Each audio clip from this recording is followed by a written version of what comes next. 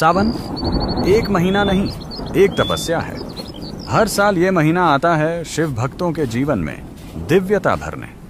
लेकिन क्या आपने कभी सोचा ये महीना इतना पवित्र क्यों माना जाता है? आज जानते हैं उस कथा को जो सावन के पीछे छुपी है। एक ऐसी कहानी जिसने ब्रह्मांड को बचा लिया था। बहुत समय पहले देवता और असुर एक साथ अमृत की तलाश में समुद्र मंथन कर रहे थे। मंदिराचल पर्वत को मंथन दंड बनाया गया और वासुकी नाग को रस्सी। पूरा सागर हिल उठा, गगन गरजने लगा और शुरू हुआ इतिहास का सबसे बड़ा चमत्कार। लेकिन अमृत से पहले निकला हलाहल, एक घातक विष, इतना भयंकर कि उसकी ज्वाला से देवता, चींटी और संपूर्ण सृष्टि डर गई। कोई नहीं जानता था कि अब क्या होगा।